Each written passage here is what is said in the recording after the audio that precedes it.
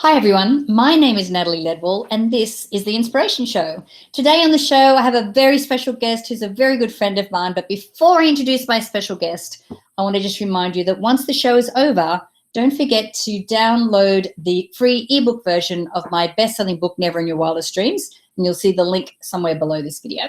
So please let me introduce my special guest and good friend, Dr. Joan Rosenberg. How are you, Joan? I'm doing great, Natalie. Thanks for having me. I am so glad that you were able to carve out some time for us, because I know that you are deep into the promotion of your new book, which is called 90 Seconds to a Life That You Love, How to Master Your Difficult Feelings to Cultivate Lasting Confidence, Resilience, and Authenticity. So I cannot wait to dive into this conversation. But before we do, will you just give our audience just a little bit of a background as to, you know, what kind of doctor you are and how you got into writing this book? I'm a psychologist, and I've been teaching graduate psychology for 30 years. That's probably enough that you need in terms of my background. But I've been in the field for 30 to 40 years, and really the book came out of a desire to answer two questions. One was, what made it so difficult for people to handle unpleasant feelings or experience unpleasant feelings? Why is that so hard for us? And then the second question is, how do unpleasant feelings relate to having confidence? So how is it that we develop confidence? And then I saw the link between the two. Right. That's what prompted me to write the book.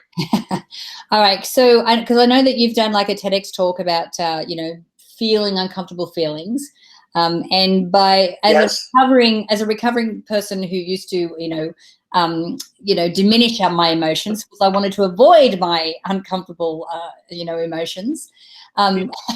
Yes. Didn't we all? You and everybody else. Right. So tell me why it is so important that we feel uncomfortable emotions. There's so many answers to that question. The first, I would say the first is, if we don't allow ourselves to feel the whole range of what we feel, we actually don't feel fully authentic. We don't feel fully ourselves. And I think that in fact, I think many people talk about this impostor syndrome kind of an idea, and that we go around thinking that people are going to see through us and think that we're a fraud. And I think that's in part because we try to dismiss aspects of ourselves. So that's one piece. The second is, we actually need feelings. Feelings are there for our protection. And if we're safe, then they're there for our connection and creativity. So to our creative endeavors. So if we shut them out, we're shutting out probably more than 50% of, if you will, a body of knowledge or resources that are available to help us make decisions or express ourselves or take action. So, I mean, I can go on and on about the importance, but the simple, most bottom line is, we're not authentic human beings when we try to shut them out.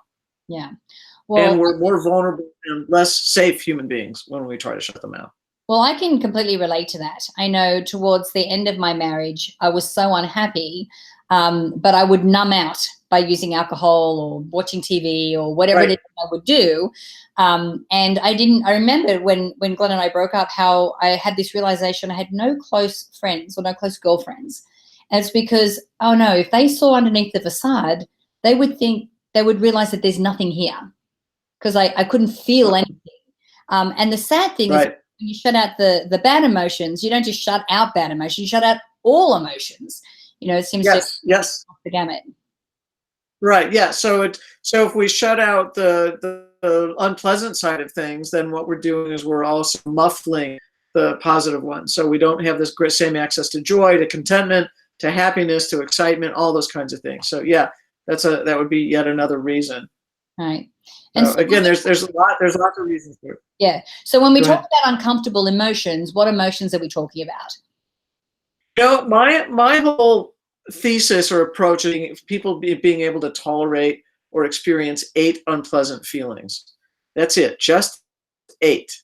And the 8 are sadness, shame, helplessness, anger, vulnerability, embarrassment, disappointment, And I will tell you why those 8 is because that they are the most common feeling reactions to things not turning out the way we need or the way we want.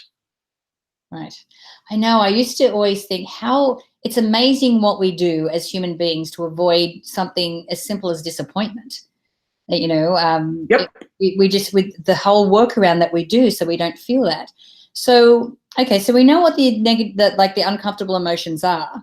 So, and my Right. feedback then is that if I open up those floodgates, I'm going to get lost in those emotions and I'll never make my way back. Is that a common fear? Common fear that they're going to be intense, that they're going to start and they won't stop, and we'll be flooded or overwhelmed by them and we'll lose control. Those are very, very common reactions. The truth is, and that's at the kind of the title of the book, the title is 90 Seconds to a Life You Love. And I didn't make up the 90 seconds, so I'm borrowing the concept, if you will, from a Harvard-trained neuroscientist named Dr. Jill Bolte-Taylor. And what she talked about was that when a feeling fires off in the brain, a flood of neurochemicals going through our bloodstream, what happens is they activate bodily sensations when they're flooding through the bloodstream, and that they that they subside or they dissipate out of the bloodstream in roughly 90 seconds. So there's sense for people to take away from that, Natalie. And one is that a feeling doesn't last long. It's think 60 to 90 seconds. The intensity is only going to last that amount of time. What makes it feel like it lingers is because we keep on repeating thoughts or memories that keep on firing off those feelings. The second part of it is the activate bodily sensation piece. And the truth be told, most of us come to know what we feel it in our body. And what I realized is that it's not that we actually don't want to feel our whole range of feelings. We do. What we don't want to feel are the bodily sensations that actually help us know what we're feeling emotionally. So if people can go, oh, 60 to 90 seconds, I can handle that, then the key is all they have to do is to stay with the unpleasant bodily sensation that is attached to that feeling, and then they've got it. Right. And what kind of bodily, feelings are we talking about? What bodily functions? Well, it could be all sorts of things. So, for instance, one of my clients, when she gets angry, she feels heat at the back of her neck. Right. Another one, when she gets angry, she feels heat in her arms. It could be the heat in the face and the face flushing when we get embarrassed. It could be a sinking feeling in our chest area when we feel sad or disappointed. So it's going to be variable for each person, but it's noticing what bodily sensations do I feel when I'm feeling certain emotional feelings. And making a deal with yourself that, like, I could ride this out for 90 seconds.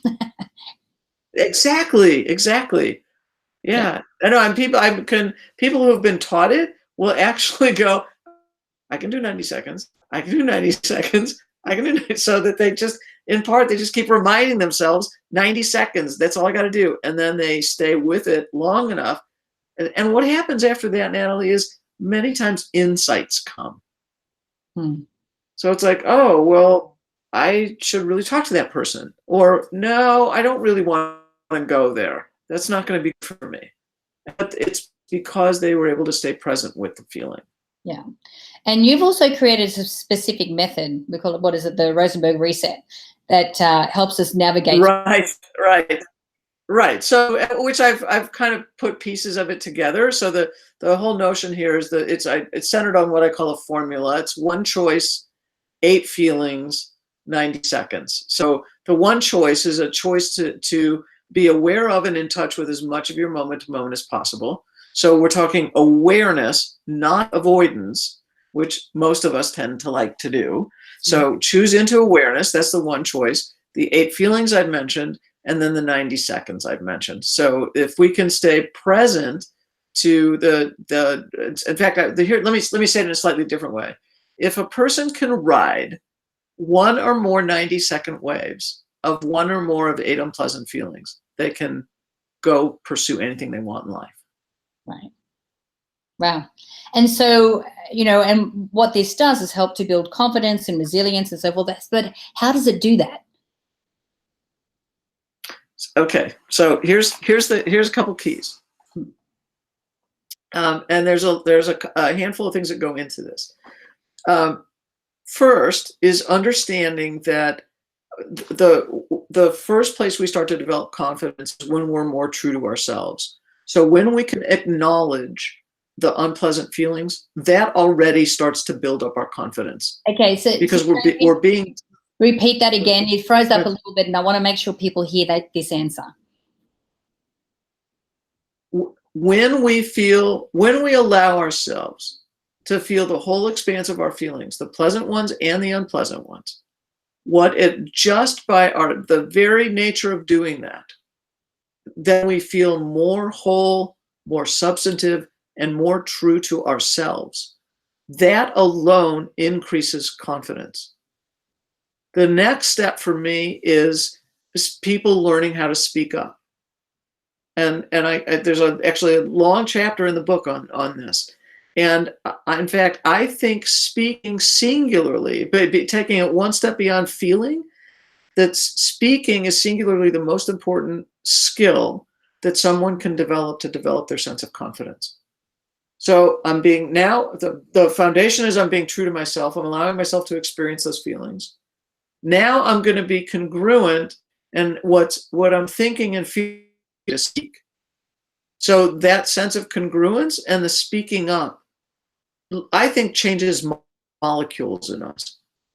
And as a result, it's so speaking up, so one's ability to speak up is a big piece of developing confidence. And what's interesting here is that it's not that we have confidence and then we speak, even that we know ourselves and then we speak. It's as we speak, we come to know ourselves, and as we speak, we develop confidence. Right. And then the third would be taking actions. So it's not, again, we can't just sit and go, I'm gonna, make things happen around me by just sitting still. No, and the same is true here. It's not that you have confidence and then you go take some kind of an action that needs to take place. It's as you take the action, you develop the confidence. Right. No, I agree. So like you said, you're being congruent to who you are as a human being. Like when after, Glenn and I split, I did the Hoffman process, which really did open me up to be able to feel all these different kinds of emotions and process what went on and take responsibility for my part in the end of our marriage. I was even saying on a coaching call last night how, I was in a relationship last year, which ended, and, I was heartbroken, but even in those moments of feeling that emotion, it's been, I call it the gift that keeps on giving. Because, when this emotion comes up, like, yes, I felt the heartbreak at the time, but there's other moments where it comes up. But this is it's like a prelude to, ooh, okay, I'm feeling this again. Why am I feeling this? Where is this coming from? So it's giving me the to be able to go deeper and go, what belief or program do I have that I need to release? Or how do I need to change how I perceive this situation? But my emotions are the key that open the door for me to have that introspection and to do that work. Absolutely. Yep. Yeah, and one of the most important things you're doing in that whole process is staying curious. You're staying open to what's taking place, and you're leaning into it, and you're being very curious about it, and then trying to go, all right, what is this attached to? So it's like, what a beautiful way to process through stuff. Yeah. And I love the book. Because, for me, you and I are the same. I'm a logical thinker, even though I'm a little bit more emotional than I used to be. But I love it when it's a how-to manual. Like, I love there's no guesswork. You've broken it down to a system that's really easy to follow and really easy to understand. So can you, I know that this is based on years of you, working with people one-on-one in your practice. So can you share a story of someone that you've worked with that you've seen like a change because they've been able to adopt these kind of processes? There are so many. And I've also trained psychotherapists, and I mean, one it's like what I watch happen is people will start from a place off, Natalie, from feeling like life's doing something to them. And the more they are able to move through this experience, they start to realize that they have a hand in creating life, and that they're a co-creator with life. And so they'll start from a place of feeling more anxious, from feeling like they can't speak up, that they don't fit in, compliments well. They downplay their good works, all sorts of things like that. And what will end up happening is that the more they start to stay present to the feelings as the starting point, like I said, that's when they start to feel better. And then it moves from that to experience. And as soon as they start to do that, it's like I just watch a quantum leap in what their experience of confidence is all about. Then they develop more friendships. They're more true in those friendships. The connections, the relationships deepen. They feel more excited. They feel more interested. They feeling like they're clearer about what they want to pursue in life. I mean, clarity starts to. There's a lot more clarity when somebody starts to move to that place. And then it's like, all right, what do I want to do? And how do I want to contribute? And who can I connect with? And there's just you start to see the joy and the excitement about life come back. Yeah. So it's I mean, and that's story after story after story. That's kind of the process I see happen. Yeah. I mean, well, that's my story. I mean, there's pre when I did Hoffman, and there's post. And life on this side is just, oh my God, I know what joy is. I can feel that. I can see into a moment of gratitude on a dime. And it's just like, this is what life is all about. It's so rich and it's so open, and there's so many exchanges. It's just, it's just amazing. So darling, where can we send people to reach out, connect with you, and get their hands on the book? Well, can I show a little picture of the book? Yes. Or no? Yeah. Yes. Okay. All right. So I gotta move us around a little bit. So you tell me whether this comes on screen or not. Yeah. Perfect. On screen or no? Yes. Okay. So that's what the cover looks like. 90 seconds. How to master your difficult feelings to cultivate lasting confidence, resilience, and authenticity. It is everywhere that someone wants to buy a book. So Amazon, Barnes & Noble, Books A Million, Indie Books, all those. In fact, even Costco. So go to Costco and buy it. So really everywhere someone buys books, it's still on pre-order. If they want to get some bonuses along with that, they can go to 90secondsbook.com, and there are some bonuses that'll come along with the pre-order. And if after February 12th, it's available to everybody everywhere, and then it's just. And it's also in Audible form. And if people want to connect with me, they can always they can go to my website, drjoanrosenberg.com, connect with me there, and they can also Twitter, LinkedIn, what is it? What are the Facebook and Instagram, and usually it's under Dr. Joan Rosenberg, so I'm easily findable. Beautiful. All right. Well, thank you for asking. Joan, for joining me. It's such a pleasure chatting to you, and I love this subject. It's such a game changer. So I really appreciate your time. Awesome. Thank you. Awesome. Now, guys, I encourage you to please share this video. Let's get the word out. You can do that by clicking the Facebook and the Twitter share buttons on this page. And don't forget to click on either the link below or the banner to the side to go directly through to Dr. Joan's website where you can purchase the book. And after all that's over, don't forget to click the link below that so you can download the free ebook version of my best-selling book, Never in Your Wildest Dreams. So until next time, remember to live large, choose courageously, and love without limits. We'll see you soon.